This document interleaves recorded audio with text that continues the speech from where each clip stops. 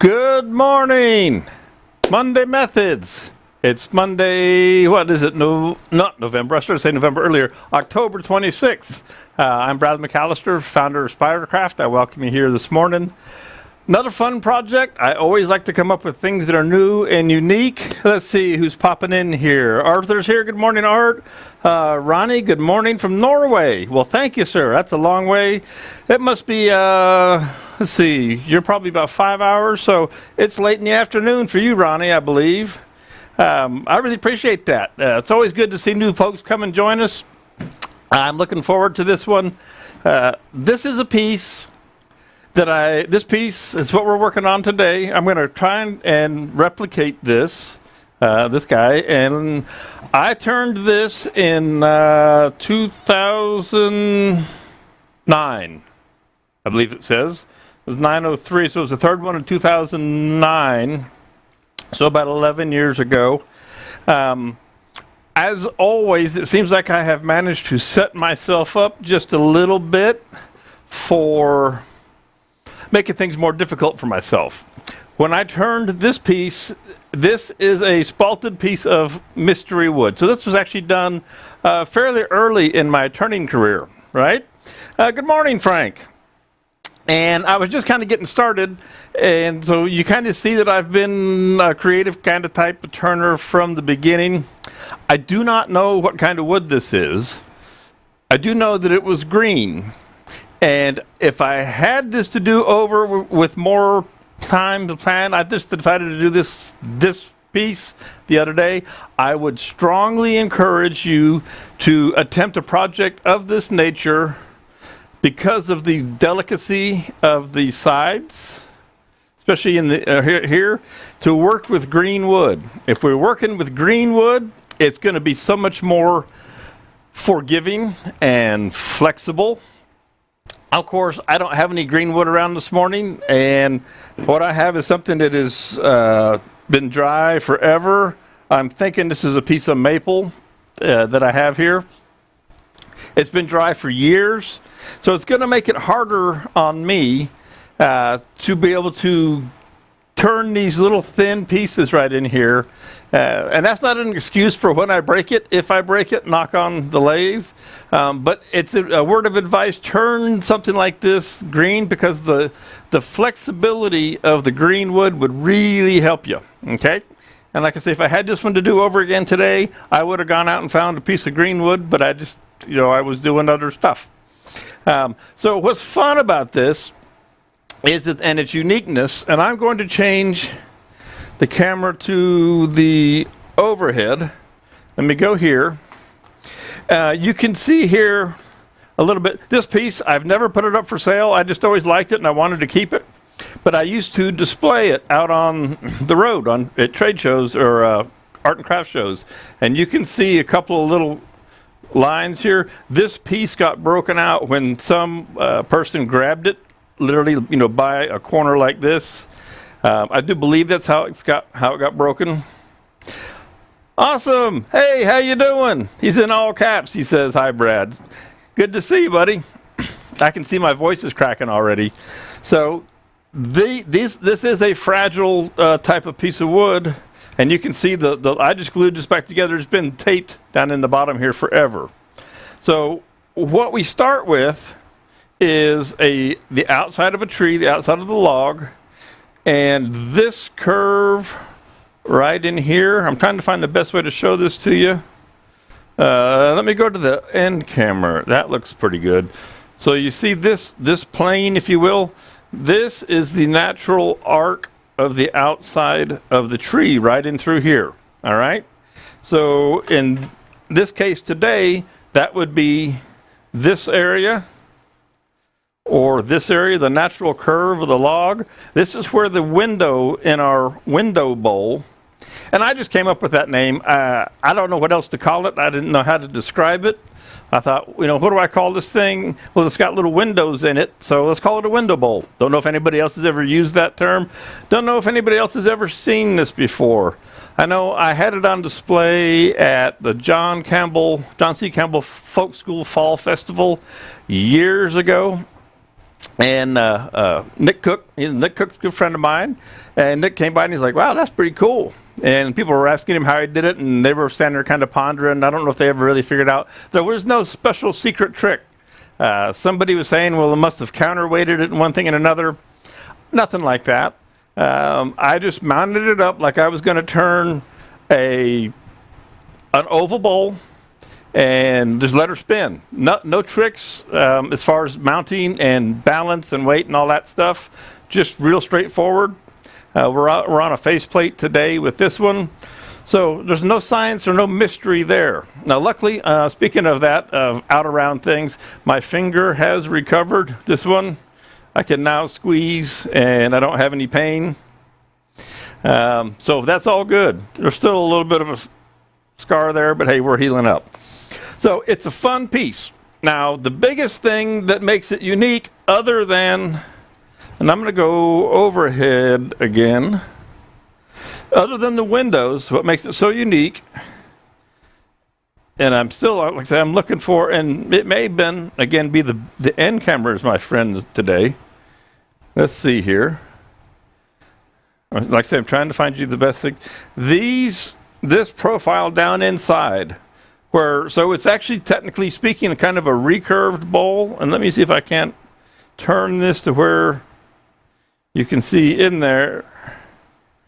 Now you see these two point edges, these openings are very pointed, right? Now today's may or may not come out that way. I don't expect it to be identical. But what I did to get this effect of being able to reach up inside here, again, I'm looking at a couple different monitors here. Let me try the overhead and show you this, because I want you to have a full understanding. So if you look down inside there, you'll see that this is a fairly tight, and it's actually a V style cut. Okay? So how do I do that? Well, early on in my turning, my dad, who I'm not sure if Pop's going to be in here today or not, my dad brought me home a tool when I was visiting in Georgia. And this is a replica or a copy of the Sorby arm brace. They call it, the hollowing tool. This one was made by a gentleman who I've never met. Name is Don Pencil. And it's a basic arm brace hollower. And out here we have the cutting tip. Let me go overhead.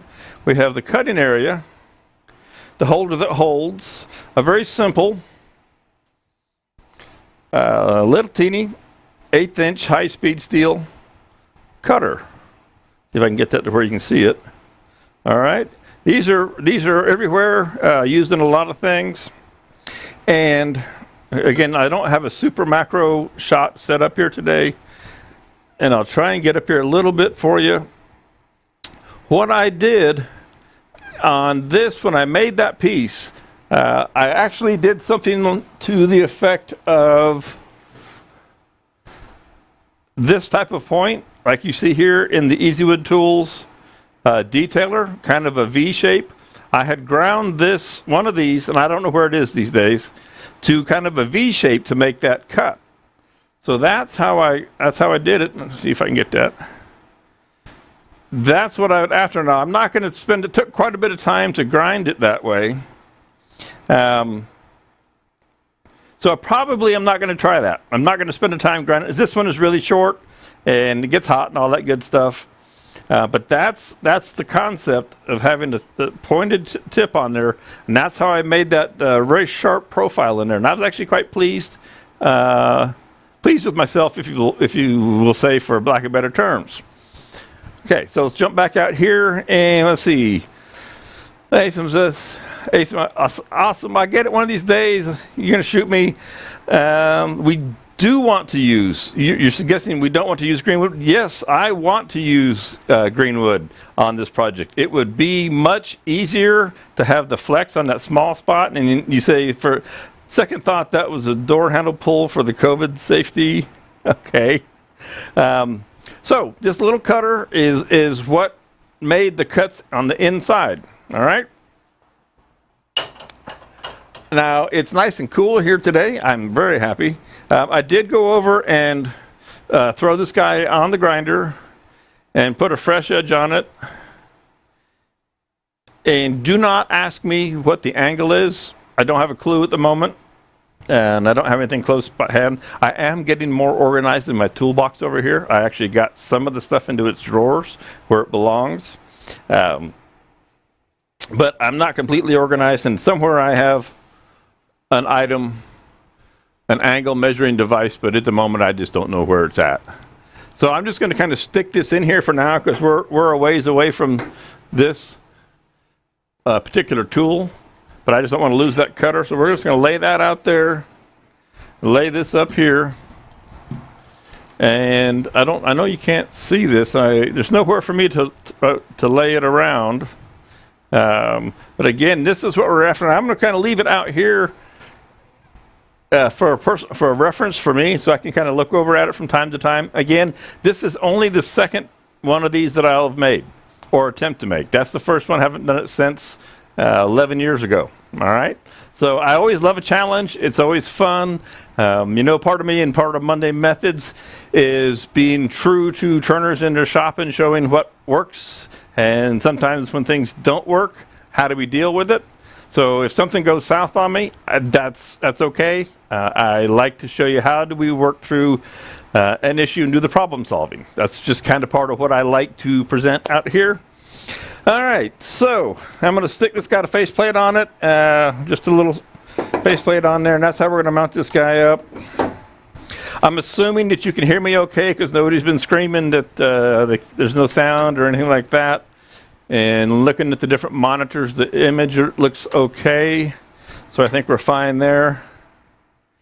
Yeah, I figured you'd ask for the angle. I have found, to that point, that you can make the angle more and more aggressive, and it will cut better until it gets too difficult to control.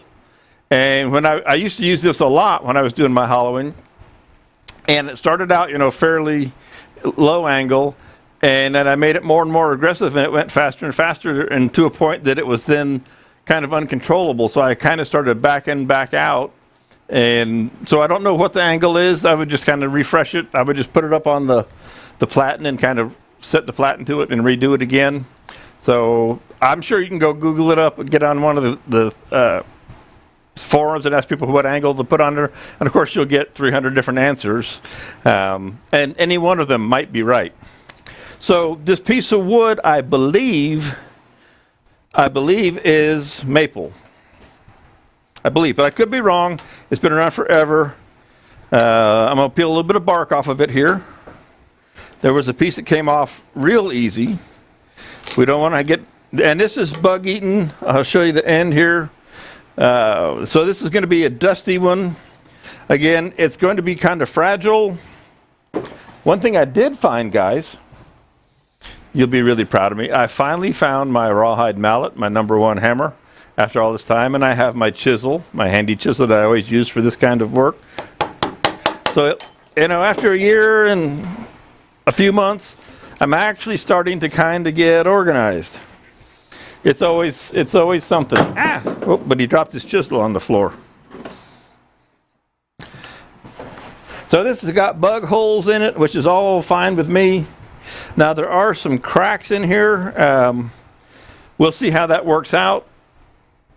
We'll see what we do to deal with them, if they get turned away, or if we have to fill them and glue them up. Any of that is possible. What I need, this is a good instance where if you had a stiff wire brush, which I do not have a stiff wire brush, I would brush this off and just kind of keep some of the dust down. Because I don't have dust collection in here, but I do have a ton of electronics and cameras and all that kind of stuff running. Wire brush all this nasty stuff off of here, especially in this one, because that would be a good idea. I don't think this piece is overly soft or punky, but we will find out. As usual, I'll use all kinds of tools. I'll use Easywood Tools carbide style cutters. I'll use my Carter & Son high-speed steel tools. I'll use some of my Sorby high-speed steel tools, the homemade Don pencil style hollower. So I'll use whatever's at my disposal, whatever works best.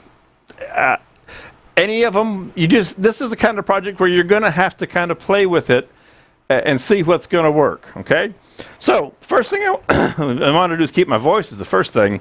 I originally kind of thought that this was flat on the ends, and I realized the first piece, it does have an arc to it on the ends. So we're going to just kind of clean up this outer profile right in here of our piece and make it, let's make it uniformly round, not round, but uniformly oval, because we won't touch the sides. And then we're going to make a tendon right here for this is our bottom, and then we'll get it turned around. And we're going to leave a good bit of this. And again, I'm going to refer to this piece quite a bit because it's been a long time. You can see where the tendon was here. If I go overhead again, I had just a small tendon here in the middle. Now, the other thing that I was thinking about while I was laying in bed last night is part of the process, I believe, is going to be to come up with this point. I'm trying to find the best way to show you this. This point right in here is kind of both the bottom comes up and the top comes down, if you'll see there.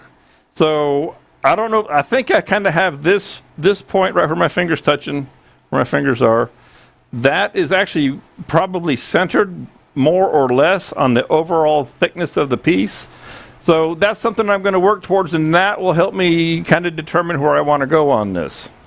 Again, this is one of those fun, creative ones where you just kind of have to get in and work at it a little bit and see what's going on. So that's what we're going to do. Good morning, Jeff Peters. How you doing, buddy? You never seen one like that before. Well, that's me. I do a lot of things that has never been seen before because I don't know about rules and things like that, and when I do know about them, I don't follow them. Not that I'm a rule breaker, but I just like to, when I started turning, that was kind of what really got me interested, or kept me interested, because I thought when my dad used to turn a lot, and he still turns some. He was turning spindle stuff for my brother's houses and whatnot, and it didn't excite me at all. And when I started playing with turning and just making weird shapes to see if I could, I didn't know that you're not supposed to do, I've done a lot of things you're not supposed to do, and this is probably one of them. But sometimes they work out and they come out pretty cool. Sometimes they don't. Sometimes it's just a big mess. So experimentation to me is what it makes me happy with my wood turning, and that's how I roll. And those guys who follow me, well, you know that. You also know that I like to talk, but I do need to stop talking, and let's get this guy going. Again, I'm going to double check that that's snug. It is indeed. Let's bring a tailstock up here for a little safety. I think I'm going to put you on the end camera, even though we're going to do cleaning it up on the ends. Okay. Tool of choice. I can use my bowl gouges. I could use anything.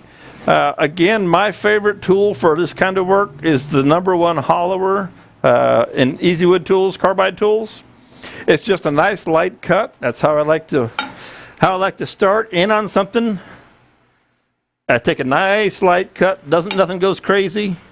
So I'm just setting this tool to center height of the lathe, center axis of the lathe, and I'm still a little low. And this, I'm looking forward to this. If I'm honest, and I am honest, I am concerned when I get to the point of trying to make those real delicate window top pieces that I'm going to break this thing, and if I do, oh well. I'm also concerned that my voice stays with me all day. Okay. So let's see what happens with speed and vibration. Again, just like the crazy triangle I turned, we're cutting wood and air and wood and air. So we want to turn this piece as fast as we can safely. It's going to make it easier to make our cuts in these areas where you see the void. So there's 500, there's 700, 800. Okay, and if we look at the overhead, you'll see this guy's kind of wonky looking, kind of crazy. Just there's a lot of different things going on with the visuals and the ghost images and so on.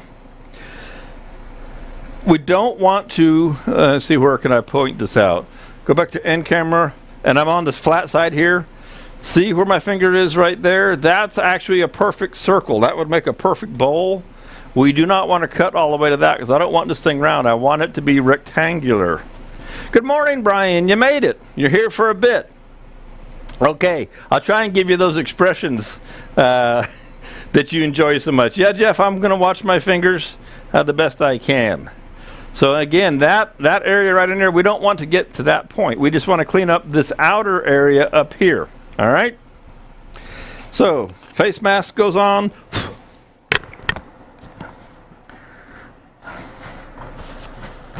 Tool is in, ready to go. And I'm just going to come in, and as usual, I stand to one side or the other. So I'm going to start in over here. You can see here's the piece. Here's the stuff that's going to go flying off if anything were to go flying off. I'm out of the way. That's one of the things I like about this. Just make a habit of staying out of the way. Hey, Mom made it. Good morning, Mom. Hope things are going well up there. John Phillips, how you doing, buddy?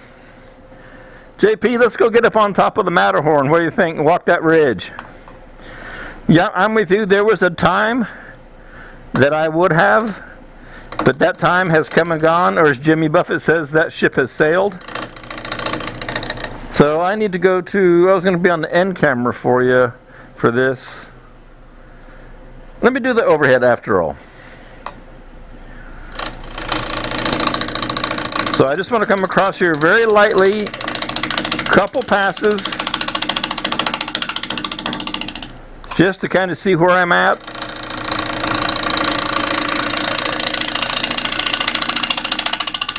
This is going to be a dusty, chippy mess today, but that's okay.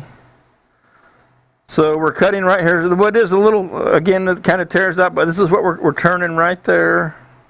And we haven't even hit this end yet, all right? So let's keep on going.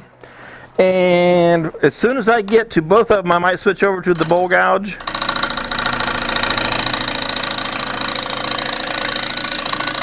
Again, this wood is pretty dry.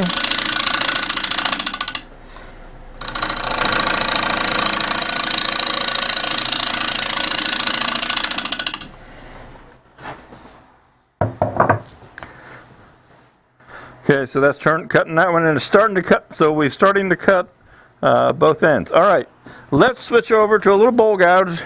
See if we can't get a little bit cleaner cut. Just for yucks. Again, I don't want to take much off of these ends right now. It's the Carter & Son 1/2 inch.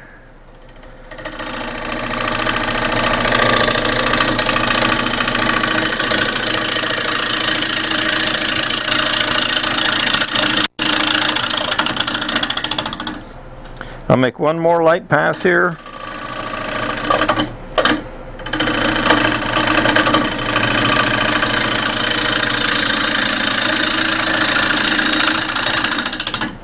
All right, and still some tear out on the end of this. I'm not sure what this is. It's heavily colored. I'm thinking it's maple because I think it's before the sycamore. It doesn't look like the sycamore. Let's make one more pass with this. Let's move this tool rest in. Again, we've got a long way to go, so about not worrying about trying to clean this up. I will pick up the speed a little bit. Take her up to, let's say, 1,000, just under 1,000, about 960.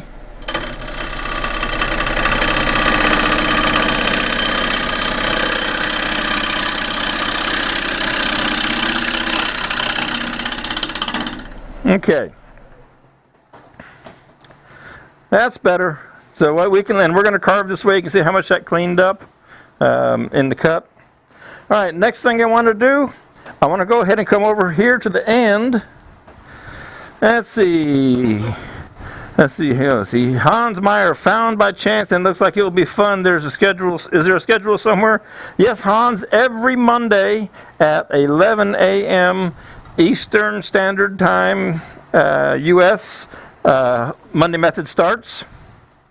Norbert says, why don't I use a 5/8 bowl gouge? Norbert, I just kind of like staying with a smaller tool when I don't need a bigger tool. Personal preference, nothing more than that. Could have easily used the 5/8 gouge. Again, I don't need that much tool for what I was cutting, in my opinion. I'm almost always been a smaller than bigger tool kind of person, kind of turner. Let's see here. All right, and I'm going to start in here again. I've got a little bit of work to do. Where's my center?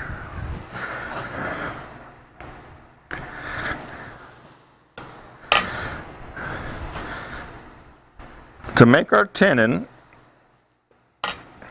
and I've got you on the end shot there. Okay. And I preset the cameras on manual focus this morning, so I hope everything stays where it's supposed to be.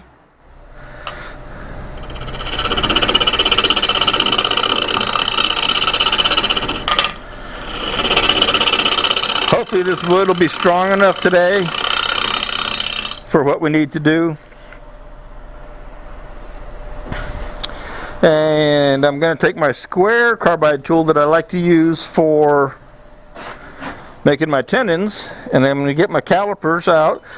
As I've gotten organized, I've moved things around, but I haven't put everything in a new place, and some things I have put in a new place. There, I put my calipers out here on the table. I'm working on getting organized. Joe Martin, thank you for dropping in. Mad skills, very nice. Yeah, sometimes I'm kind of a mad scientist out here, but it makes me happy, and that's what this is all about, is having fun. All right, so I'm just going to get a ballpark idea of where I want this tenon to go. I take my square cutter, and okay, so way big there. Didn't have enough coffee this morning. That's a 2 3/8 inch tenon, and I just use my calipers like that.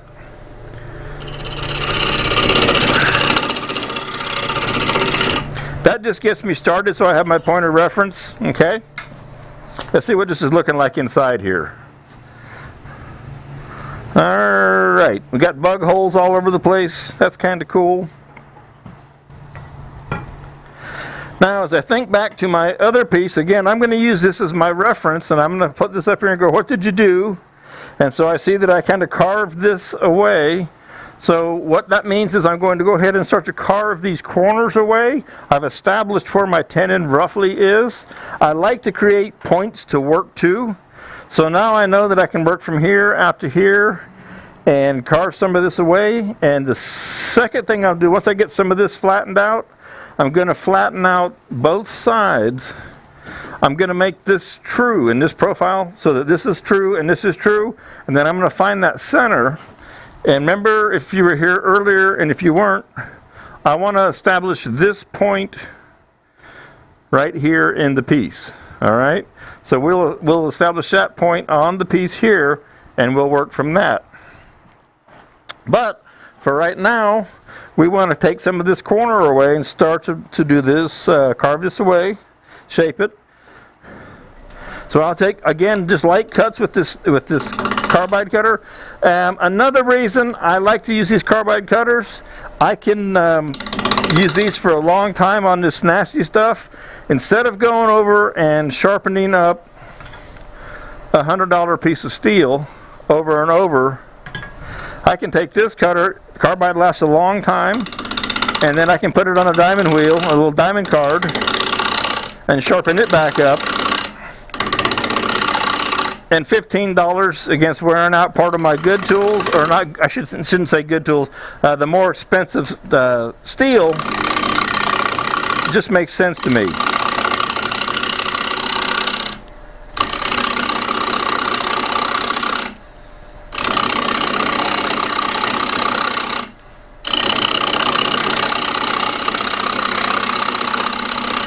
All right, let's take a look at what we got going on here. So this is going to be a wormhole city kind of piece, but that's all right. So we have our two flats here. What I want to do is I want to get this, before I go very far at all, I want to establish where my center is, right? So I'm going to move my banjo over to the back side and just get this true, because I don't know how far to cut on this side yet, if that makes sense to you.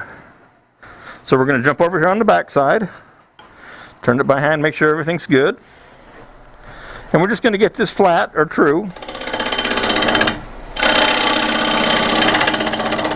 I'm not worried about the rest of this in here in a moment.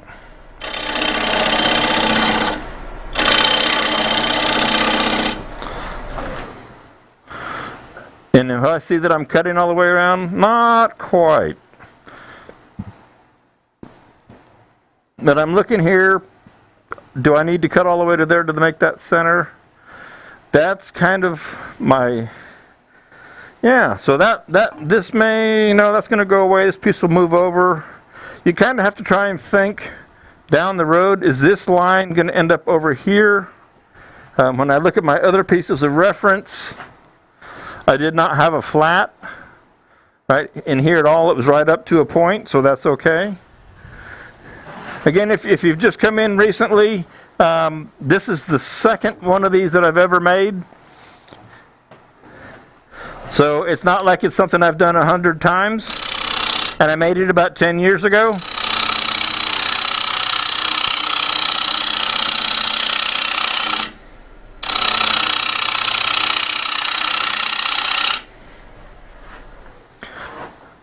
Okay, so now I'm happy that I'm turning all the way there and all the way there. So that tells me that my center is now findable, if you will. And I'm in the overhead there, so I'm moving the banjo over to the side. What grit diamond stone do I use when I sharpen the carbide? I have a 300, I've got them all, but I use a 300, 600. And I usually, if it's dinged up at all, I'll do the 300. Otherwise, I just use the 600, Brian. Okay. So, I'm never one really for measuring things too much. So, I'm going to just kind of come in here and look off of the center, look and make a cut. Like so.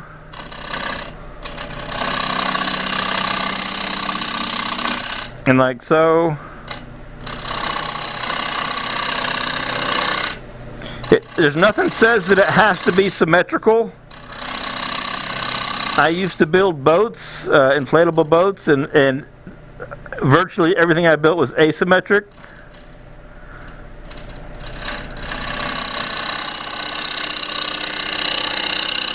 So I've never gotten caught up in the has to be symmetrical format. So that's pretty close to centered right in there. My little hump. Okay, let's take a look at that. And you can't see it from the end, but you see here and over. That's kind of what I've decided at the moment is my center line. All right. So that gives me a point now to work to. Back to the end camera. It gives me a point to work to from here to here. All right. So I can make this profile whatever I want. I can make it one straight line. I can make it an OG. I can make a hump or whatever. Whatever I want to do. But I know where I'm going to now. And that's always kind of important to me. Establish where your points are, your points of reference, and just start working from there. All right. Now, I could go back in here with my bowl gouge. Now, here's one thing. that I worry about is if I work with my bowl gouge in here, I may lean my shoulder or my head over into the camera. So, because I like to try and keep things out of the way. So we'll see how this goes.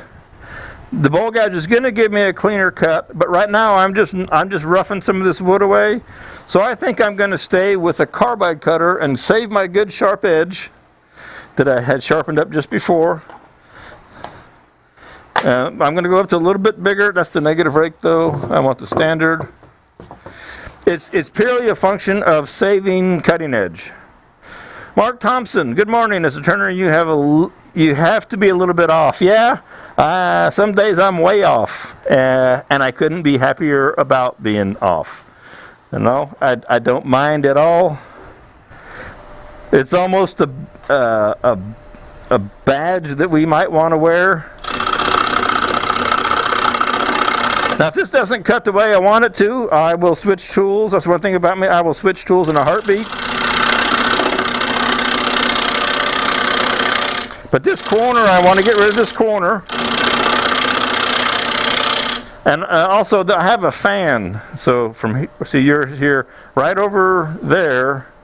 There's a fan blowing all the chips out of the way, keeping the dust away from me. And it also keeps it away from 99% of the electronics, if you're wondering where things are going.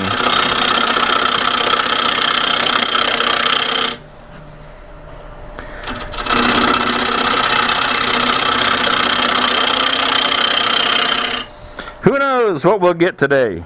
I'm just happy to be out here turning fun things. Okay, so that's smoothed up. We got most of the chunks. Here's my point right here. I'm about 1/4 of an inch away from my theoretical point. So let's go ahead and change tool. Now I'm going to take more of this away because my tenon's going to get deeper. I got to move my controller here somewhere so that I won't hit it with the tool handle.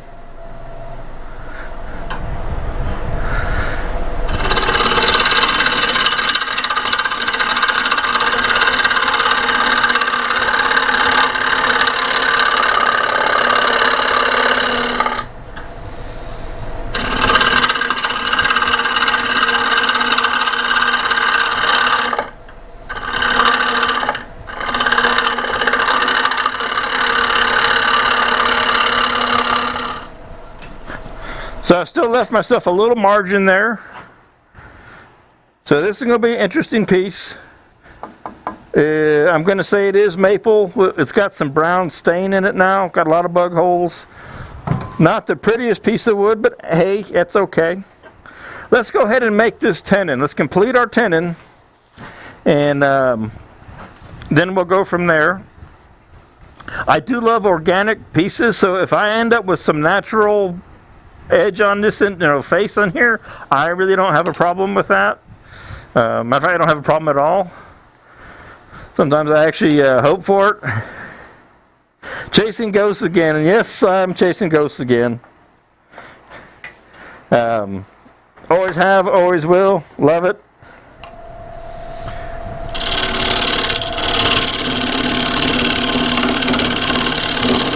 Using this mid-size cutter, the CI2 square from Easywood, just makes making a tenon easy because I don't have to measure anything.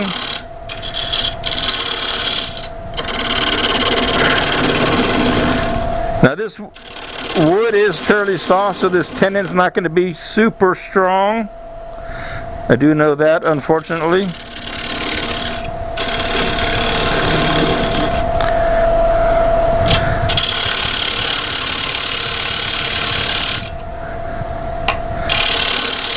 And I've never been kind of a recess person, and I don't know in this piece that it would make a lot of difference just because the piece falls away so quick. But all I need to do is come back to the back corner of this cutter, and that'll be the right length for my tenon. Okay. So I want to make sure I have a nice flat shoulder here, just like anything else we do. That's 101 for my jaws to sit on. I want to make sure this is slightly concave. because I run about a 1/16 of an inch clearance to the bottom of my jaws. I'll take my detail tool and just mark the center, put a little divot right in there, and I'll double check my tenon before I commit to it, and that's right about where I want to be. Take my detail tool and put the dovetail profile on my tenon, about 10 degrees, give or take right there. Okay, so now I have my tenon. It's established. There's a little bit of the corner missing right there. I'll live with that. Okay, I'm about a 1/4 of an inch away from my center mark there, and I still have some natural edge in here. So let's see what we can do with this. What do we want to do? That's cool, because remember, we're going to have a window. This is, in theory, this is going to open up with our window. All right, so we do want to take this away. Drop this back down. Move my controller again. Again, I hope I don't get a shoulder in the way.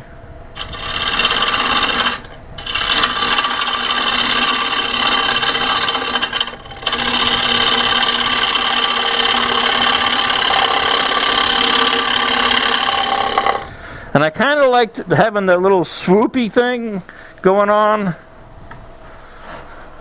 Let me stop this for a second.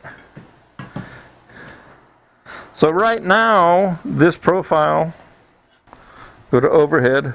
Right now, this profile is just in one pitch, one angle. And not that I'm trying to mirror this exactly, but you can see this one, it kind of has it's a little bit flatter here, more of an almost an OG style. So we can play with that a little bit. And I think I will. And I'll leave it in the overhead for you now for this. And I'm going to move in on this a little bit, because I only need a little bit for my jaws and my chuck to sit on.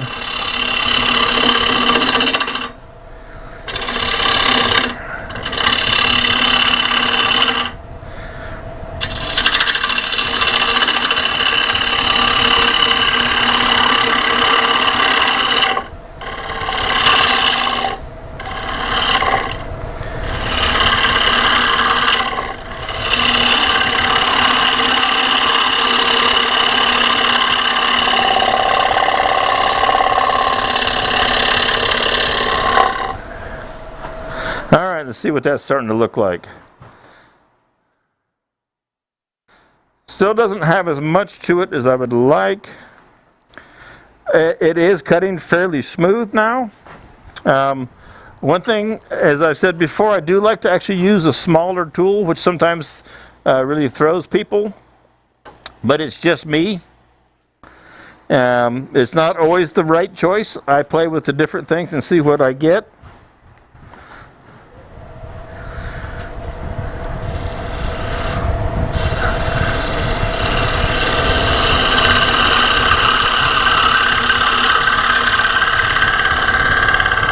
So this is the Carter & Son 3/8, would be a 1/4 and a Sorby.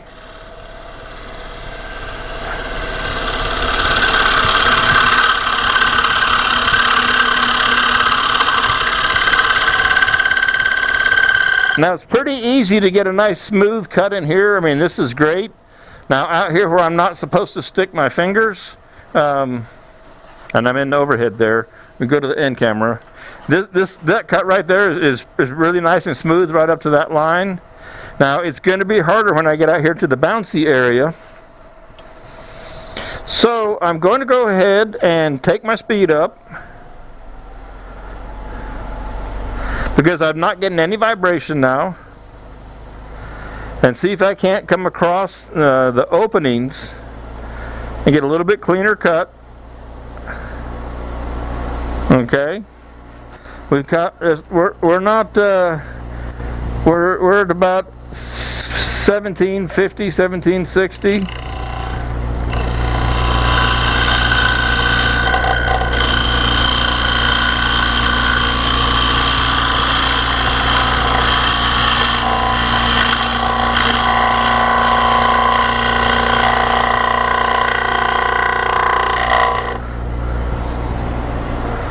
Let's see what we got there. Not too bad. A little bit of tool marking in there. We've got the bug holes. We've got our natural edge going on there. This is a transition where I just started that second cut. Okay. I do want to get the bottom to where I want it, where it's going to be before I turn it around, because I don't want to have to come back in here. Okay. So let's see what we want to do with this.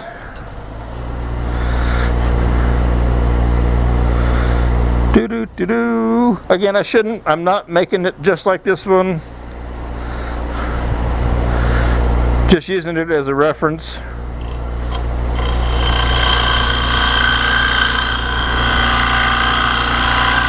Hope my shoulder's not in the way.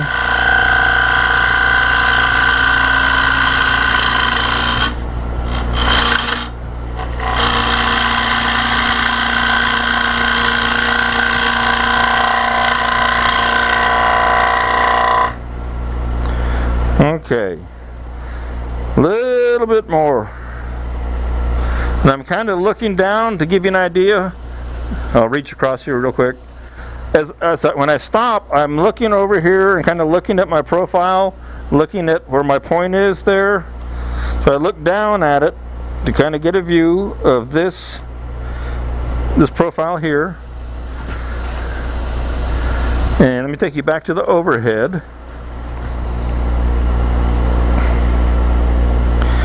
And I've got this idea to kind of do this one a little bit different than the other. So I'm going to leave this line here. Let me give you the end shot for this after all.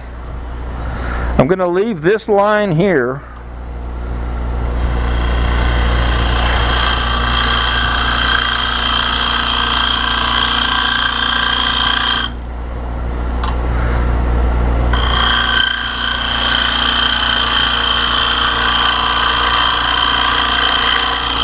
Now, it's better if I don't stop, but I get that build up and I really kind of want to see what I got going on here. So I'll just come back and pick that cut up.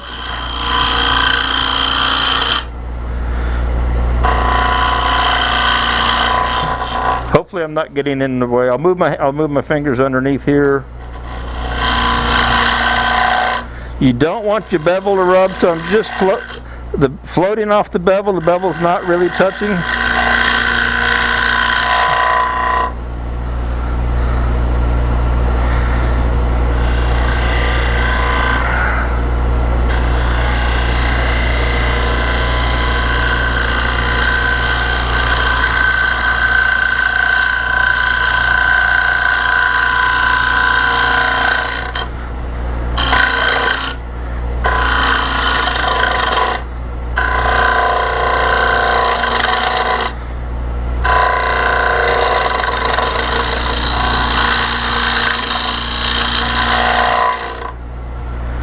Okay.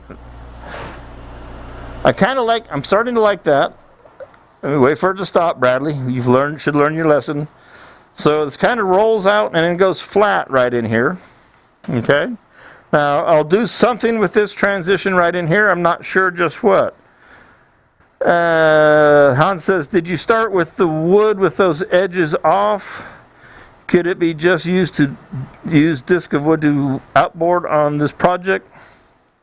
See if I can figure out exactly what you're asking. Did I start with the corners, edges off? Yes, these edges that's the natural curved edge of the outside of the tree, Hans, if that's where you're going.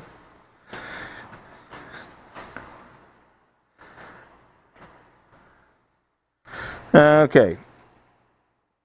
I want to try and clean this up one more time, and then I want to do something with this little line that I built here intentionally. So let's see if we can't clean this up. We'll pick her up a little bit.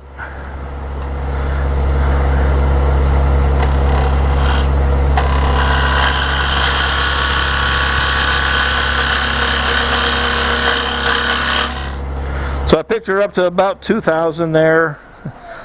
I see a couple of lines. Looks like I need to recut that whole little section. I still have plenty of wood to work with.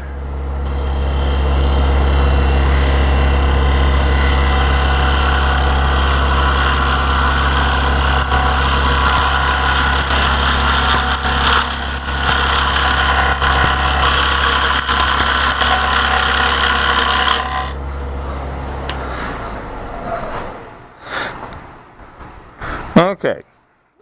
I'm getting real happy here. I'm right up to my point. So I'm happy with that. I haven't overcut to this line right up in here. That makes me happy. Okay, what do I want to do with this? So I might want to leave it there. There's nothing wrong with it at all. Do-doom-to-doom as I think about it. What do I want to do with it? I might leave it just like that instead of messing with it. Maybe I'll give this a little more lift. So I'll just kind of come in here and just change this profile just a little bit.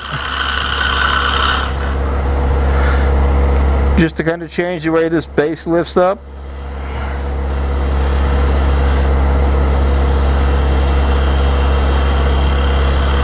And then just kind of sweeping across there. Okay. All right.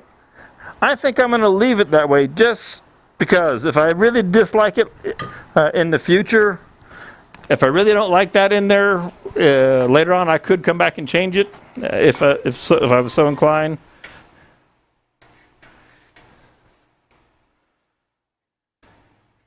Hans, yes, you could use a round piece, but I want it to be oval. That's part of the look that I'm after.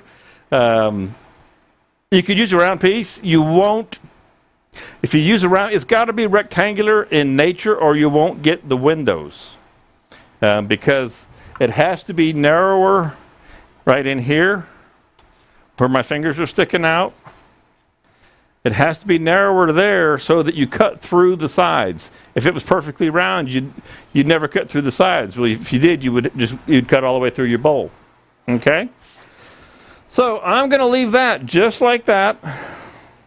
Let's go ahead and turn. And one thing I always do is I had it up around 2 grand. 2 or 1,000 RPMs on a bowl piece. So I always make sure before I even change anything around, I grab my volume, my speed, and turn it back to 0 so that I won't inadvertently turn it on at that high rate of speed. So we'll get this guy off of the faceplate. He says, there we go. And we'll turn her around. Peter says Jeff says he's jumping off in and out because of vehicle shopping. Understood. Did I mention my coupon code? My coupon code over at NV Woodworks, would that be the one you're referring to, Jeff?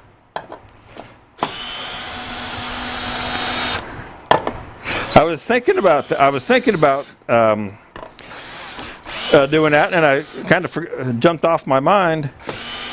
Out of my mind for a second there, or for a while. So Jeff Peters here, who works with me out at the woodworking shows up in the Milwaukee area when we go up there, what Jeff's referring to in the comment column, and I'm not in where I can type a link, but Zach Higgins of NV Woodworks, who he's my resin casting mentor, and Spiracraft, we do a lot of things together, and he just hit 50,000 subscribers to his YouTube channel. So he's having a celebration this week for his 50,000, and he's several vendors, and Spiracraft being one of them, have offered discounts over there for his subscribers. So if you want to learn about resin casting and turning, but his big field is really the casting, go find NV Woodworks on YouTube. And look at his, and subscribe. Please subscribe to Zach. He's great. That's what he does. He knows what he's talking about. And there is a coupon code for Spiracraft and Alumilite and Turner's Warehouse, I believe. And I think it's Turner's Warehouse and myself being Spiracraft. We have the same code, which is NV50K, as Jeff has put in the comment column there. So please jump over there, subscribe to Zach's channel, and right now in the Spiracraft store, through his celebration, there's 10% off with that code. So that's a shout out to Zach. He's a great guy, and thanks, Jeff, for bringing that up and reminding me about that. But if you'd like to say, go over there and subscribe to NV Woodworks, and if you haven't subscribed to the Spiracraft channel, be sure and subscribe to Spiracraft channel if you're watching here on YouTube, or jump over to our YouTube. When you're over on YouTube, go to Spiracraft, subscribe, click the little notification bell so that you'll know that whenever we're putting something up, that you'll get notified. Okay? All right. Over here in my drawer, I'm so far ahead of myself. I know I don't have a camera to show you. I have I'll show you. Well, no, it's not that big a deal. I've got my chucks and my jaws all organized over there now, which is all good and cool. Back in my toolbox from the road, that's been out in the warehouse. And we said 2 3/8. I'm slowly getting reorganized on here in the studio.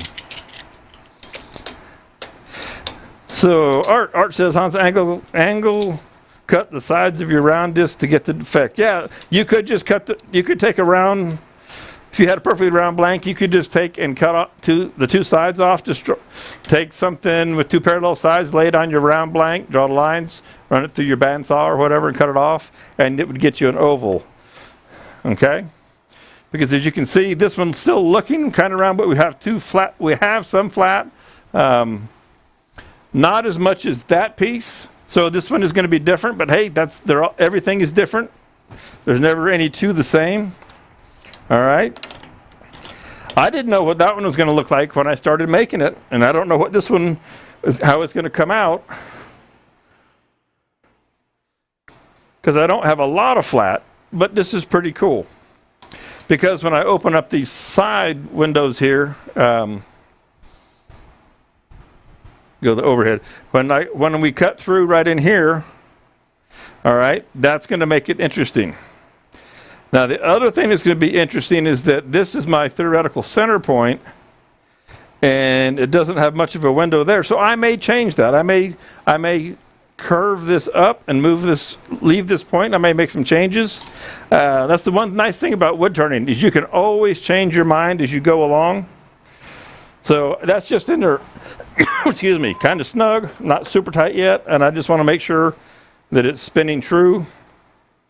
And it is. It's spinning nice and true. Okay.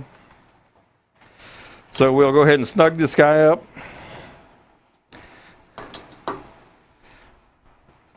And in some ways now we're going to start making a basic bowl, and then once we get our basic bowl inside shape worked out, then we're going to start making that crazy cutback underneath. All right, so I see that it is just now 12 o'clock, so I might run a little bit past 1. You know me, actually, those of you guys who come here with me every Monday, sometimes I'm right on time, sometimes I'm a half hour long. I don't get too worried about it. I try to keep it to 2 hours. Steve, yes, congrats to Zach by all means. He is a fantastic guy. Yeah, I'm not going to lose my flask because I'm not turning anything in here. All right. So back to the overhead here, or the front shot for a second. So we're set up. I would normally bring my tailstock up, but I think I'll just go ahead and work on this bowl end section without the tailstock in place. I'll be careful. Let's see what speed we like. Again, I don't know how strong this wood is now. I have a 2 3/8 inch tenon. It's a nice solid tenon. I'll probably keep this around 1,000 RPMs, see how it does.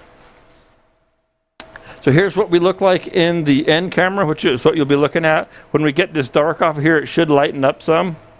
You should be able to see everything that goes on from top up.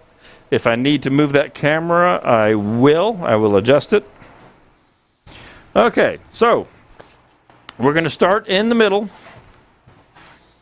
and start making our little bowl section and work our way out. Now here's my 2 flats. So I'm going to stay inside of this, and because I can always work on this out here. Now I got an issue here. I got this split, and we may be gluing this up here in just a little bit. But what I want to do is take some of this mass out of here. Okay, and let's leave it just like that. Get the face shield on. Sorry for the wind as I blew off that.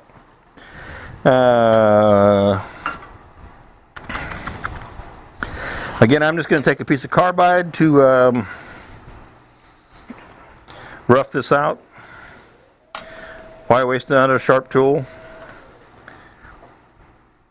I'll keep those edges for what I need.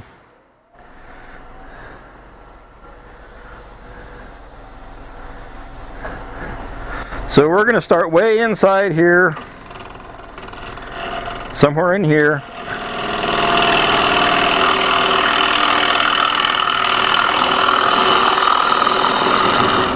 And this is kind of a figure it out as you go. All right.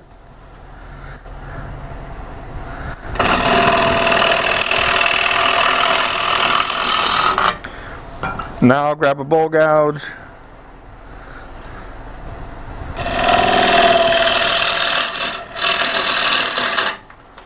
Lower that tool rest back down. That's the one thing about changing tools all the time is you have to change your tool rest around.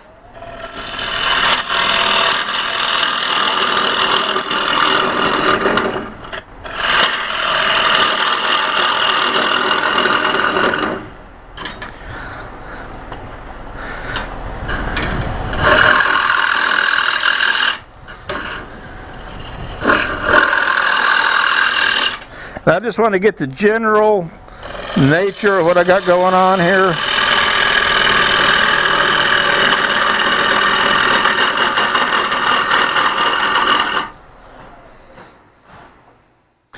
So we got some long mildew stripes in here. That's not ambrosia, that's actually just mildew from the piece over time. And I'm actually, I think it might have been Hans that was asking about using the bigger gouge, and I am switching now to my bigger gouge. I want just a little more tool.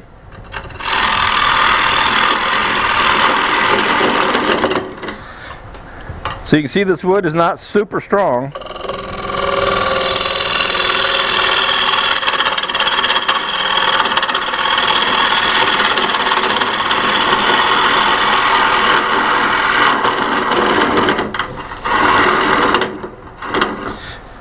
It's very dry and brittle. That's why I have great concerns about my outer activities for my little thin areas here. Okay, we'll take some more out of this. I'm just starting to get a feel for it.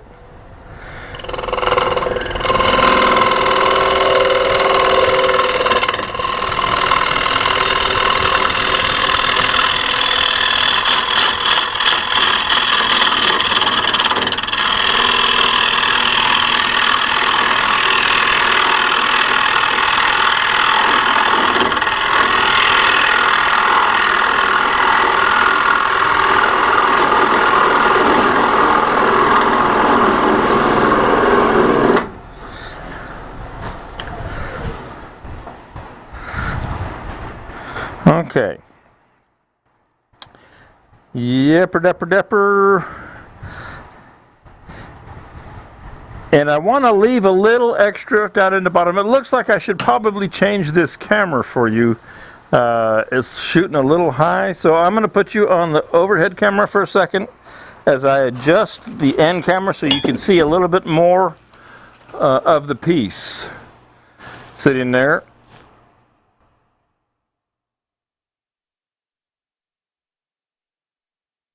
There we go, that's a little bit better. And that should do the trick.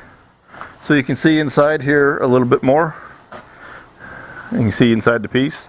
All right, so now I've taken a bulk out of here, but not everything that's going to go away. Now I want to work on this top profile. So I'm going to come out here to the corner and think about how I want to shape this. What do I want to do? I'm going to keep an eye on this split right here, which hopefully is not tied to that line right there running through this. Okay, and now for this, just for the shaping purpose, I'm going back to a round carbide cutter initially here to do a little bit of shaping and take a light cut. And I know what I have in my mind that I want to do with this. So we'll see how this goes. I'm going to take some of this corner off. And because of that crack, one, I'm going to stay out of the way, just so you can see, I'm over here working. All right, so if something happens to this thing, I'm nowhere close. I'm over here, and then I'll start to move over a little bit closer, like so. But I don't want to be over that unless I need to get in here and look at a profile, okay? So,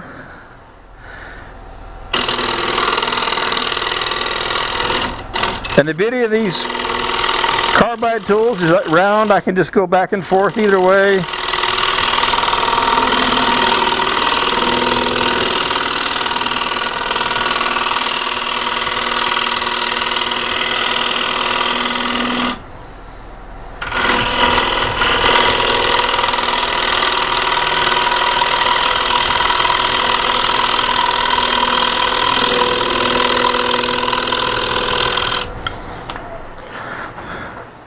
Now the next question is, I think about this, how far do I want to have to reach to get to make a window, all right?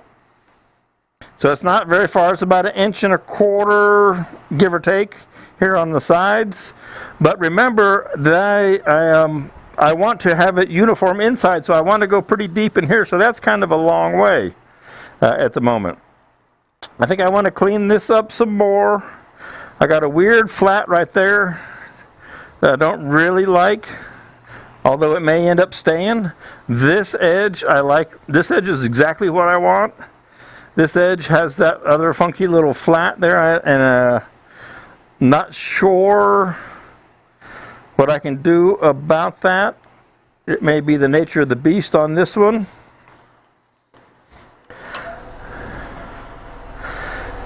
But I'm going to continue this, working on this little profile right here, and get this smoothed up.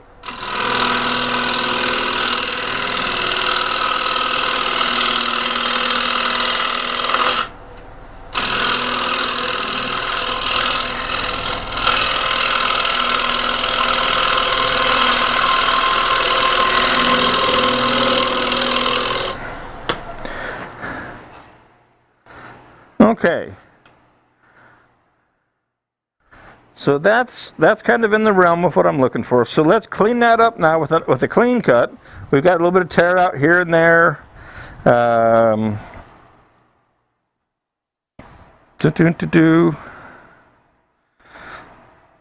worked myself into a bit of a corner here, but that'll be okay. There's nothing that says that I have to go all the way out here with my cut. Even on this one, the cut actually stops right about there where this finger is. So you can't, it's really hard to get all the way out into that sharp point and of the end. Just depends on how bad you want to work at it.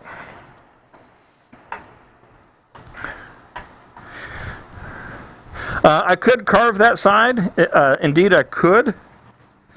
I don't currently do any carving.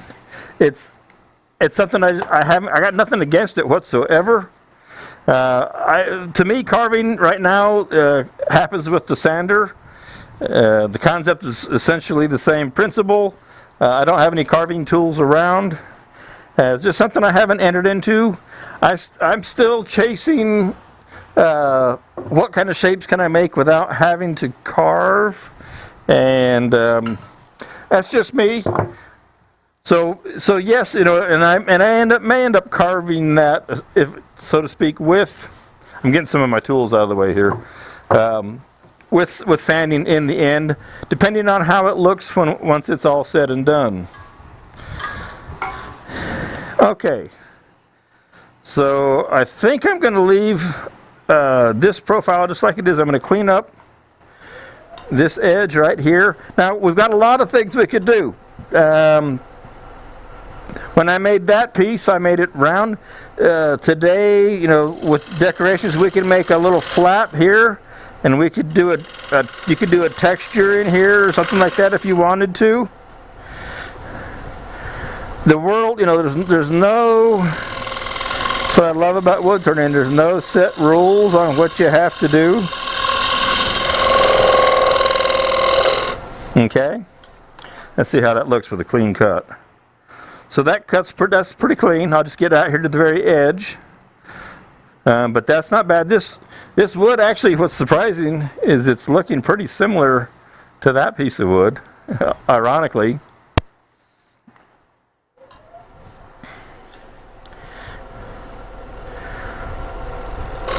So I just want to clean up this out here. Again, I'm not a fan of sanding. I don't ever really sand here. Excuse the cough. Just because it takes up time. So I make them as clean as I can, and then I stop.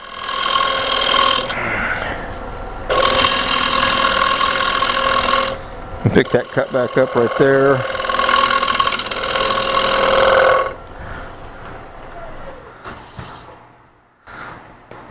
Okay, so I like that funky little profile there coming off the top.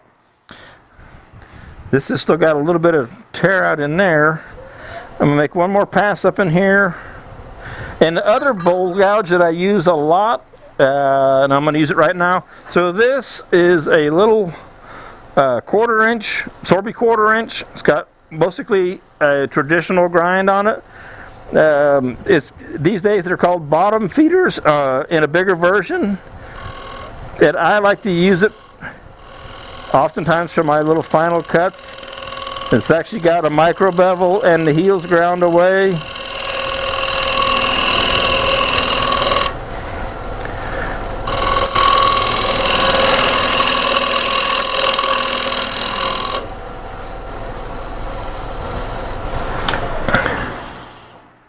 So I did put a little ring right there, that's okay. We'll take that out. I've made this right in here, have to be careful with my fingers, fairly thin.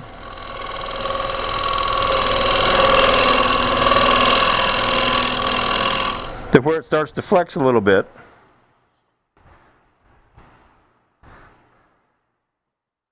And I'm going to glue this up. We're going to do this here in a second. So what I'm going to do is I'm going to glue it up right now. This is because I have a knife edge right here. And literally when I show you in the overhead, this is come to a knife edge. Now I can turn that away or whatever if I want to, but I need to deal with this crack right here. I don't want that crack to give me trouble. So I have a product that we are working on that is not actually available to buy yet, but it's coming. I could use an epoxy. I also have a 2-part epoxy that we're bringing out. Now normally I would put some finish on this, but since I'm going to turn it, I'm not going to put a finish on it. So I'm going to pack this crack with a powder. And I'm going to pack it in there, and I'm going to go around to the other side, and I'm going to do the exact same thing. But we do have a new 1-to-1 epoxy that is coming out. It's 1 part hardener, 1 part the resin, and the resins are colored. And I think I might show it to you next week. I always get in trouble for talking about things before I should. This is a small enough crack that this will do the trick for what I need to do. Okay. And I'm going to take a little bit of thin CA. Again, I don't normally like to do these unless I've sprayed some finish on it, but since I'm still turning on this, and then I'll just hit it with everybody's favorite of accelerator. And because that color that I chose right there is very similar to the wood, it doesn't make such a pronounced repair look. And I'm going to rub a little bit more one more time.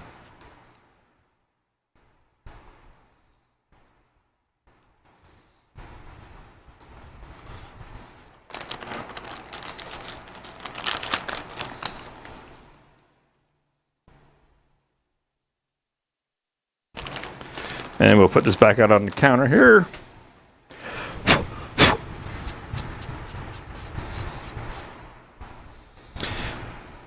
Again, I'm really not a huge fan of CA. It's never been one of my favorites.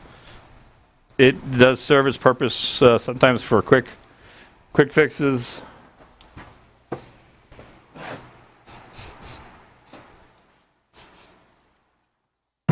Okay.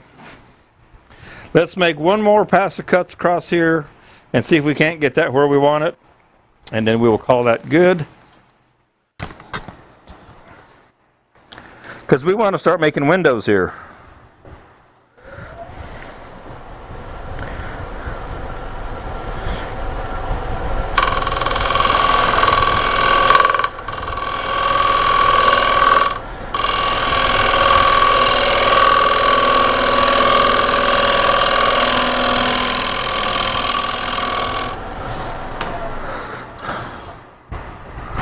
I'm actually going to take that razor edge off of here just a little teeny bit because I'm going to end up cutting myself on it if I don't,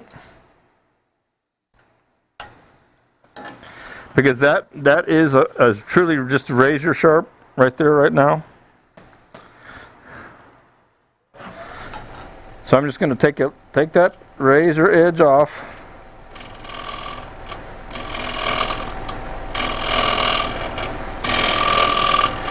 Just enough so I don't hurt myself. It'll cut a big hole now instead of a nice, sharp, clean, deep one. Okay. When? I can't answer when.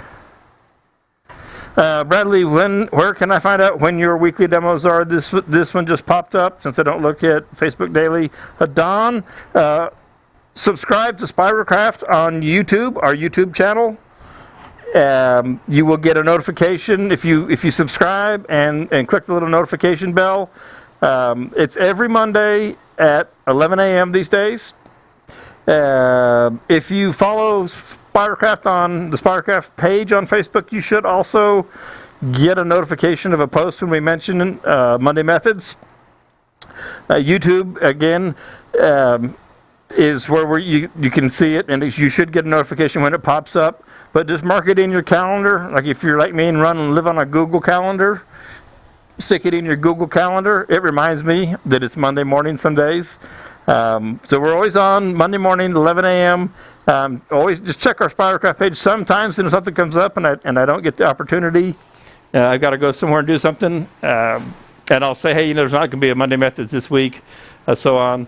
And that all happens on the Spiracraft page on Facebook right now. There is an events page on spiracraft.com. I do not keep it as up to date right now as I should. So Facebook, Spiracraft is the place to, or Instagram. Our Instagram account, the same thing. I post everything to Instagram and Facebook. And again, subscribe to the YouTube channel and you'll get the notifications, because you can always watch all the replays. There's probably 40 of these. I've been doing them for a little over a year now. There's probably 40 of them up on the YouTube channel. So I hope that helps you out. Okay, so time to get in here and start working on this mess. All right. I want to clean this top up. I still got some, let's see if you can see here. I got some kind of tear out right in here. This chippy and chunky stuff that I don't care for. So we'll get rid of that after I take a sip of water. Looking at 12:24, might run a little long today, but that wouldn't be the first time.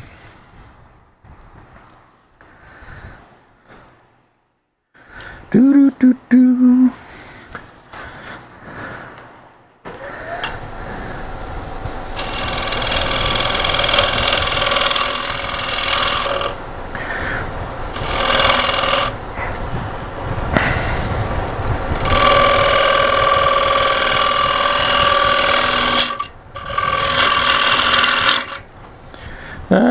let's go to a bigger, actually even bigger here.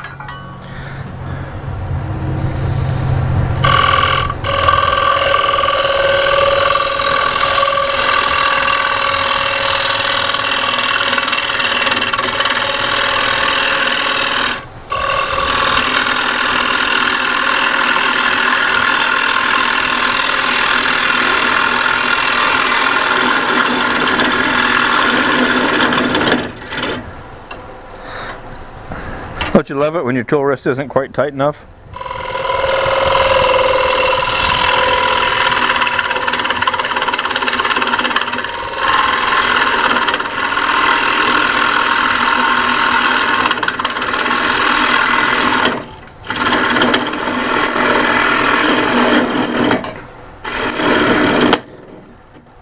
You see how this wood kind of comes off in chips there? This tool was freshly sharpened. But I think that's all we need to do for now. Now we want to start cutting back into our windows or our V. Okay? So, we could do it with a variety of tools. I'm going to go ahead. How am I going to start this? It's been 10 years since I've done it. I'm going to start it with, and I'm going to change this. I'm going to turn the head on this lathe. All right, so that I can maybe not get my arm in the way. Don, yeah, the woodworking shows. I hope we go out there again. I'm glad I was able to help you at the woodworking shows. It's a fantastic venue. Love doing them. Been doing them for 10 years now. Let's see if I put that right about there. You can still see in the camera because I want you to be able to see inside here as I work. And what I think I'm going to do is with my little round cutter again. So like I said, you can see I change tools a lot, just depending on what it is I want to do. And I'm going to start with this before I go over to my little teeny cutter.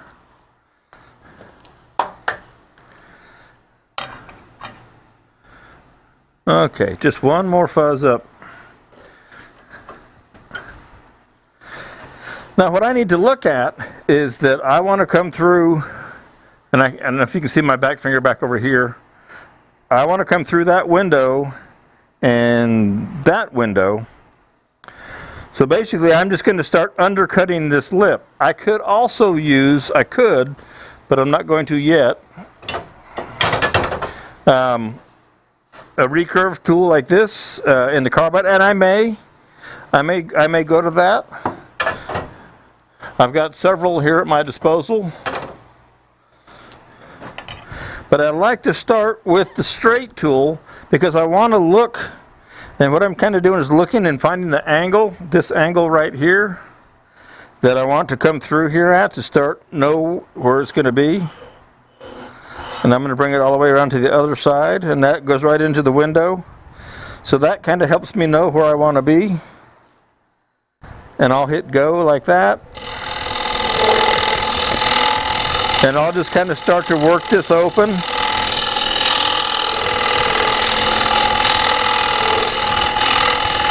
And then I'll take away some from the bottom to blend that in.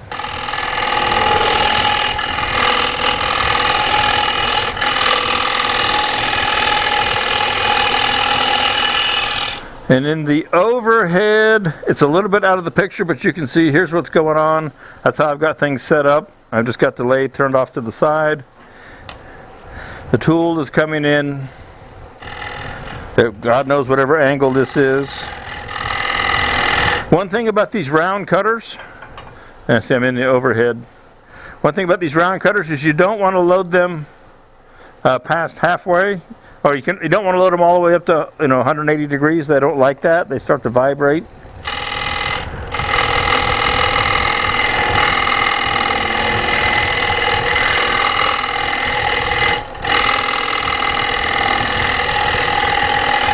So it's a little counterintuitive. It's a little counterintuitive to want to cut a hole through the side of the bowl. You know what I'm saying? You're thinking, and you can hear it starting to get thin, and you're like, I'm about to cut through the side of my bowl, but of course my bowl's not round. And so that's the whole idea, is to make these windows. Alright, back to the end camera for you. And I'm going to stop and look inside here. And you want to stop and check, frequently, see where you're at relative to everything. You don't want to just go blazing through there.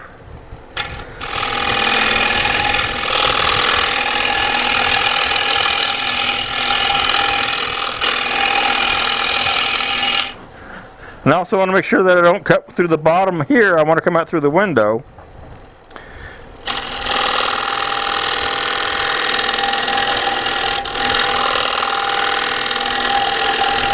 And I hope I'm not getting a shoulder or anything in the way there.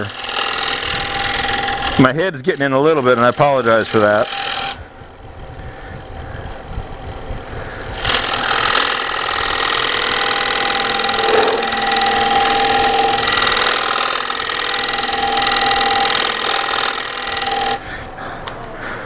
So stop often and check. See where you're at. See how you're doing. Okay. We're all good there. I can take a little bit more away from the bottom. Right in here.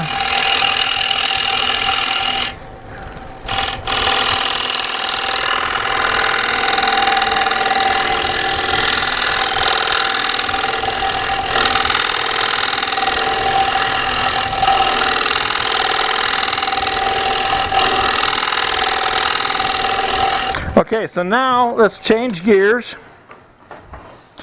and because we're starting to get kind of close, and we're going to bring out, pardon the reach, our cutter with the high-speed steel 1/8" square stock on it, and that's what we'll start to cut with. And I'll have to make some adjustments. Let me jump back up here to the front view for a second.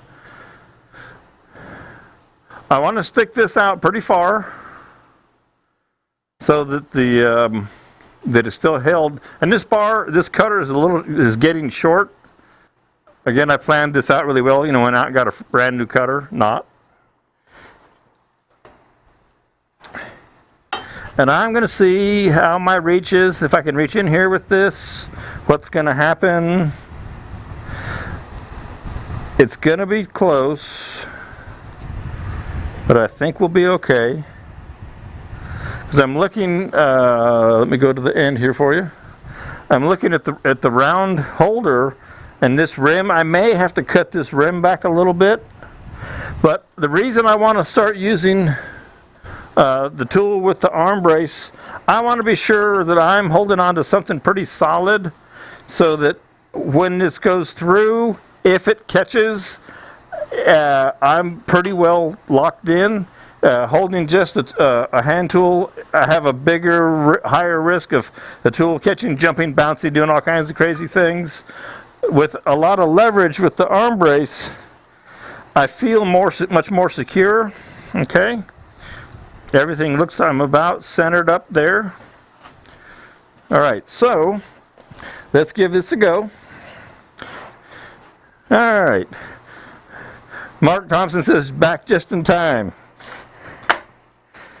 Everybody loves a train wreck.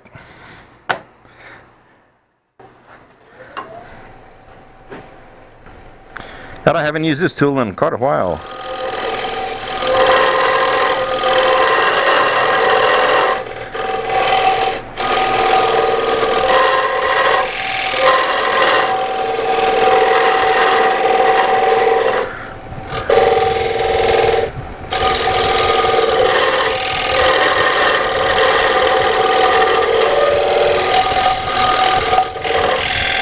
I think I'm going to take a little bit of this away right here.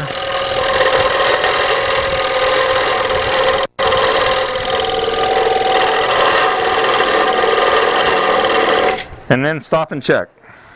Always stop and check, okay? All right, we're getting real close there. Actually, we've come through, well, have we? It's a bug hole. It's a bug hole. I can see daylight, though, through a bug hole right here. So we're getting close. If you look down in here, you'll see we're getting that V-shaped cut that I'm after.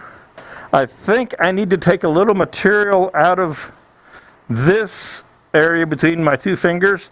This is a little thick, and it's hitting my round cutter, which is impeding what I want to do. So to do that, I think I will come back in here with, as I mentioned, one of the curved cutters now, which will let me kind of reach up into this top and just take a little bit of this top material out of here. All right, not a lot. This is an easy wood tool, and it's got the little CI5, same as the number 1 Holliver, the straight tool. I want to make sure I stay on the flat of the tool. Okay. And I'm not going to take a lot off of here. I just need a little bit of relief room.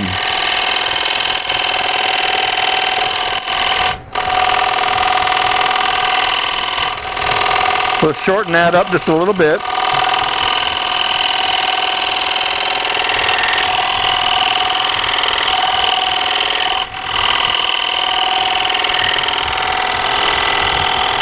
And I can actually swing through here if I want. If you don't have an arm brace tool, you could cut all the way through this with this tool. And maybe I should, but I won't get as pointy a cut. I'm getting pretty close. Let's see something here real quick, just out of curiosity.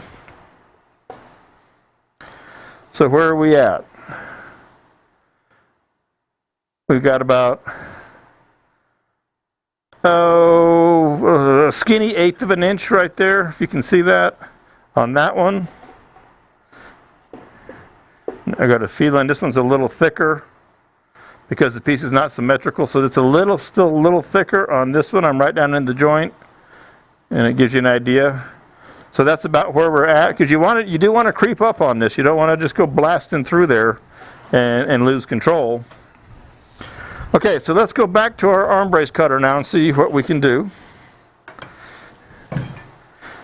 It would be better if my cutter was even a little bit longer, like a nice fresh new one.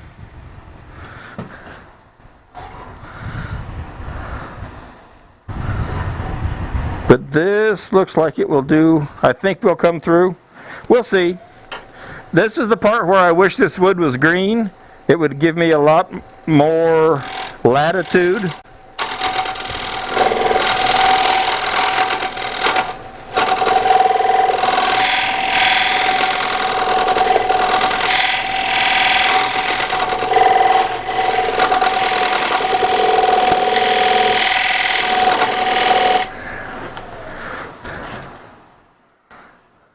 It gets real grabby when it's cutting on both sides.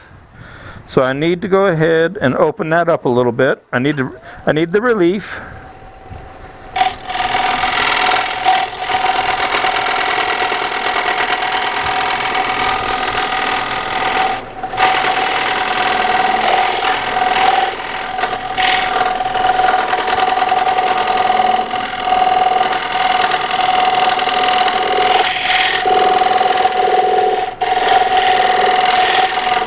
To sound hollow in there somewhere, even though I don't know if we've come through or not.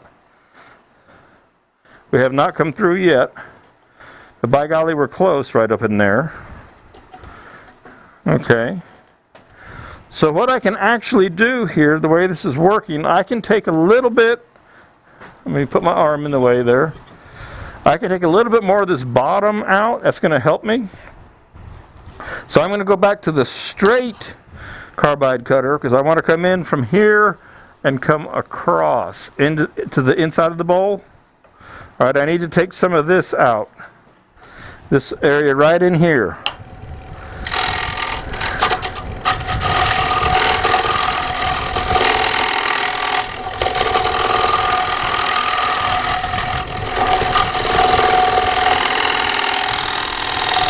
I wish I had a light shining way down in there. It's pretty far in there though, in the darkness.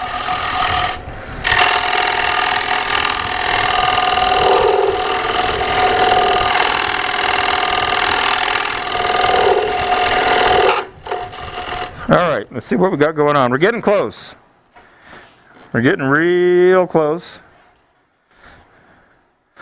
A person probably could actually come around to the other side and try and meet it as well. I just stuck my finger through right here so I know where I'm at.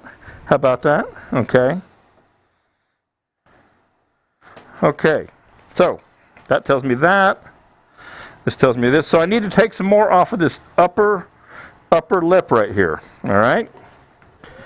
So let's switch for the curve tool for that one. So we take it off the top up here.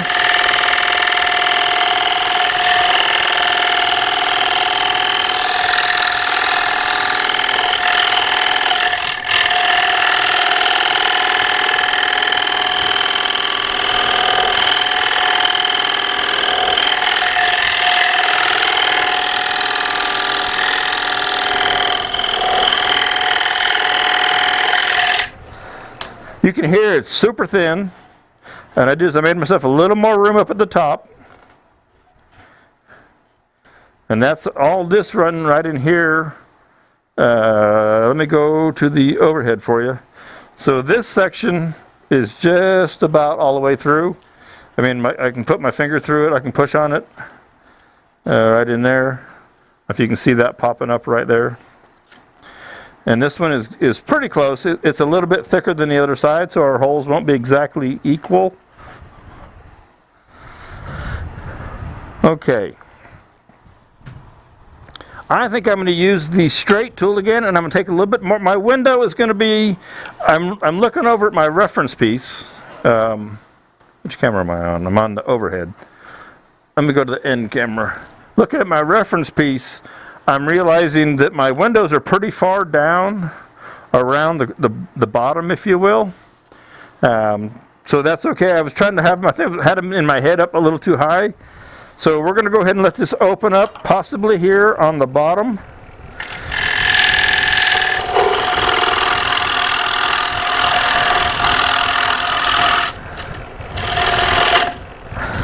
And what I want to do, well, I don't want to have the tool fly through there. I'm trying to see if I should put this on the overhead camera for you or in here. I think I'm going to put you back on the overhead for a second.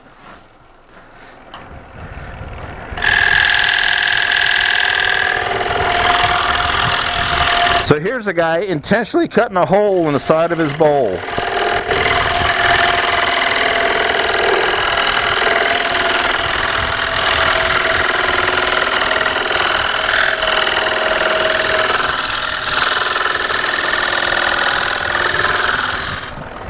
I know, and you can't quite see that. So it's starting to come through right here. Okay. So that's come through. That's opening up our window. This one's not quite there yet, but it's getting pretty close. All right.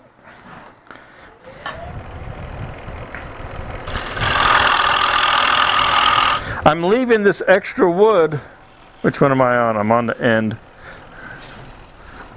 I'm leaving this extra wood in here for support, okay? I can take it away later, but I do want to have support behind where I'm opening up, cutting this hole in this piece. All right?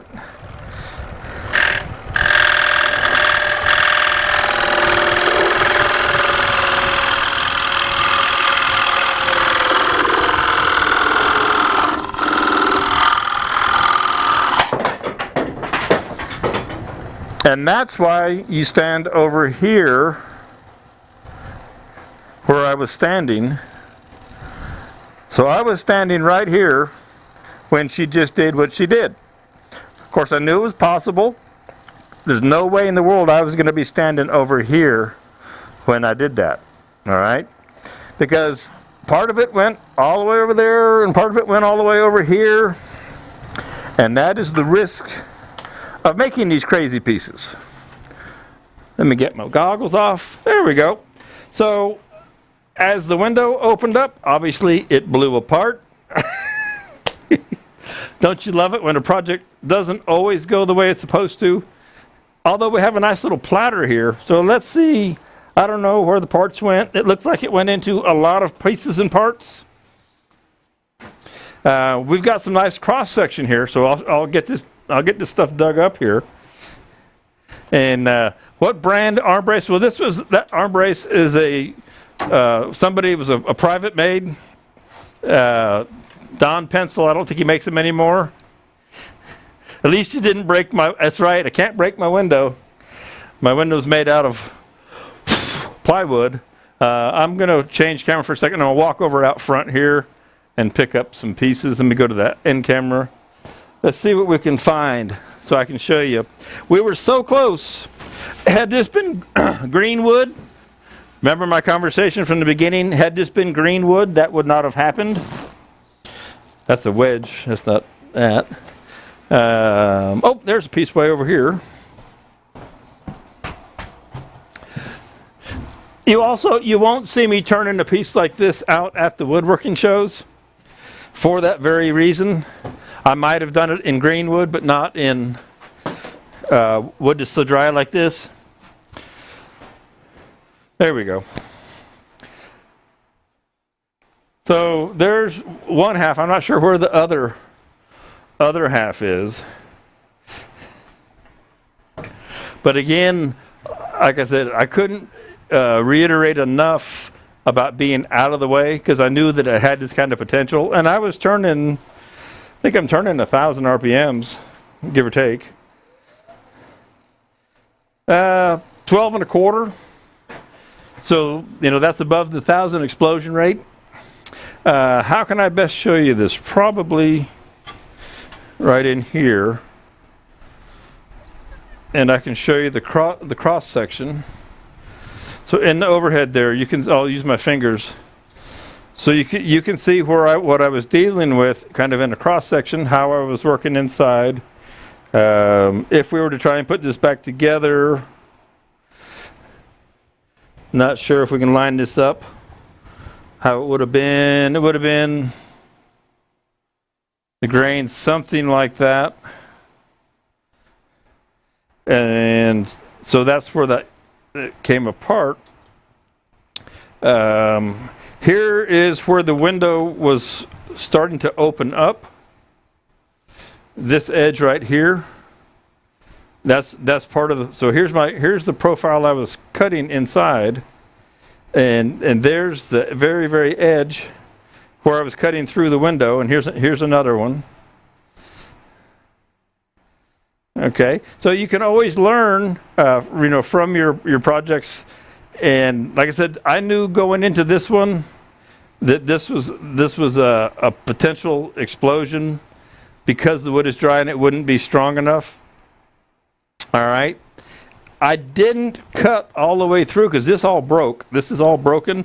Here's where there was a window here and a window here. Let me go to the end camera and let me get this out of the way. So here's a top and bottom, or left and right. They were the windows, and this just broke. Now it was thin. Don't get me wrong; it was quite thin here, but maybe the tool caught. Maybe there was just enough friction in there and force, and that's why I was leaving this extra wood here, so that I had as much strength as possible in the piece. Obviously, it didn't do what we wanted it to, but we sure did learn a whole lot, and we had a lot of fun. And let's see if we can't line this back up again a little bit. If I can try and maybe if I can match the colors. I'm just kind of trying to put this one goes here.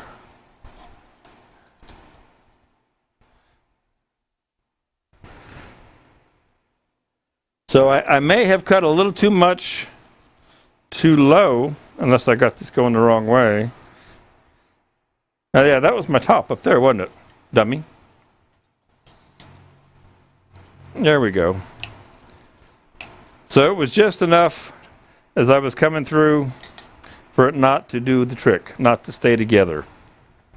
Hey, it happens. It happens to everybody. The key, as you saw, is to stay safe. Obviously, the safety protection, face shield, etc. But I was over here. I was working over here. It went like that. And I said, hey, look at that. It went away. It blew up. But I was nowhere close to it. At that kind of speed, there's no way I would have been standing over top of this thing looking at it, seeing what was going on. That's when you really get hurt. So it was fun. It was interesting. I wish it had worked so it came complete. And we had another one of these.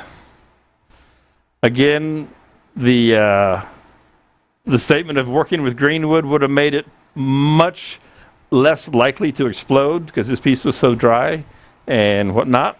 Let's see what's Mom saying. Don Pencil was from California. Been there years ago. Dad and Billy. Okay. My dad got it for me, so I don't know much about Don Pencil and where it came from. I know he was involved with the club up in North Georgia when he got me that piece. Let's see. So it's 12:51. Got about 10 minutes. If anybody's got a variety of questions of any kind, I'm all ears. I'll be happy to answer any kind of questions. Obviously, I'm kind of done with my window piece here today. I do have a nice little platter here that I could do anything with. Like I need another little piece of wood hanging around. I've got boxes and boxes of them. Art Miller says, I got to give it a try. I just got not some honey locust green. Oh, I just got some honey locust green. Well, it'll be strong. It's green. Could work. Could work indeed. It's like I say, it's a difficult project to do. That's why I don't think you see it much. And it might be why I haven't done it in 10 years.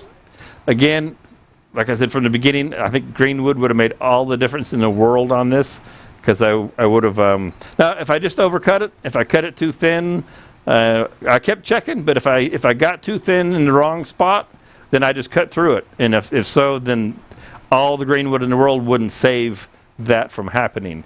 So if you make the wrong cut, you make the wrong cut. Maybe I can use the new epoxy. It's awesome. I think I'll just throw it away. But yes, I could use the new epoxy. I was thinking about speaking of epoxy, some new epoxy projects, wood and epoxy, not hybrid, but doing how I've done the multi-layer stuff. I got some fresh ideas there. I come up with all kinds of ideas while I'm rolling around in my sleep at night. Spell checker. I can't stand the spell checker art. It was fun. Again, like I say, no big deal. Not the end of the world. Nobody got hurt. You always do have to be careful because this is the type of project that is beyond turning your basic bowl.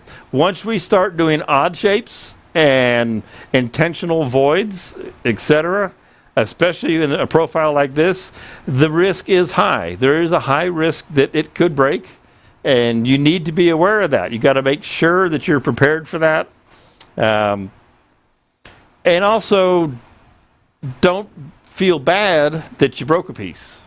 This is how we learn. Every time we have something that doesn't do exactly what we want it to, or we overcut somewhere, okay, the next time our little brain hopefully remembers and says, hey, double check. And you saw me, I was checking pretty often, so I was comfortable, and I say hesitantly comfortable and confident. I was comfortable. I was somewhat confident that I wasn't overcutting through the piece where I didn't need to. Again, I know I was concerned about using the round cutter and having the bigger friction area. So a lot of concerns, a lot of different things to take into account there on why did it happen. And I think there's more than one reason. Let's see what's going on in the chat here. I could use a new epoxy spell checker. Maria says, how do you dry it if you turn it green? Won't it warp? Yes, it will, and you don't care. Because once this warps, nobody knows. All it does is go more oval. All right, it's already oval to start with. And the size of it, warping will be fine. Nobody will know. It just adds a little more to the character. It's not going to, for the most part, it's not going to warp like this. It's just going to shrink from the left to the right. And the end grain is not going to move much. And the sides are going to come in. It's going to get a little bit narrower. So you don't worry about it warping. On pieces like that, they're thin enough. Put them in a paper bag, let them dry, and they'll be perfectly fine. It's an offering to the turning gods, firewood. Yep, some of it just goes away. Actually, a piece like this, what I would do, I'll actually save this. It's got a good sized tenon on it. And let's say I was working on one, I wanted to return this piece or another. I don't have anything in here right now. I'm going to show you super quick since we got a second. What would I do with this piece? I would use it as a reverse chuck to take a tenon off, just as a jig piece.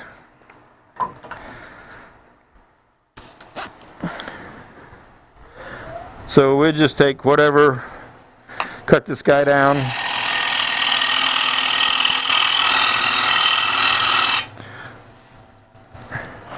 I don't know what it'll take to go inside that old piece.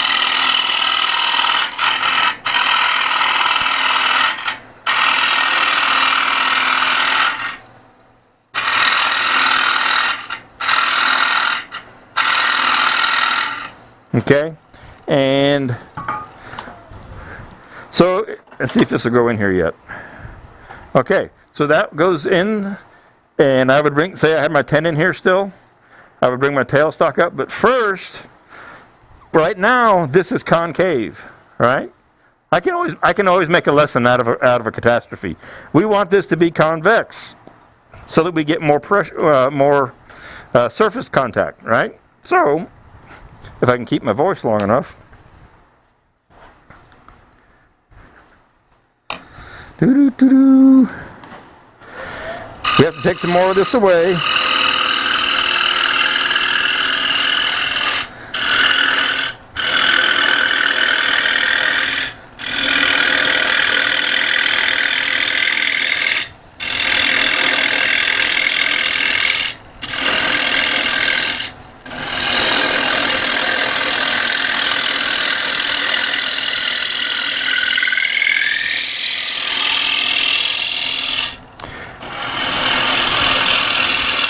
So now we have about a 5-inch disc that is convex, and it will give us this much surface area to contact on the inside of a piece just like this.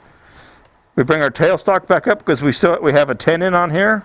Bring our tailstock up, turn that tenon down to a little cone. I don't have anything to stick in here right now, no tenon, but that's what I would save a little piece like this.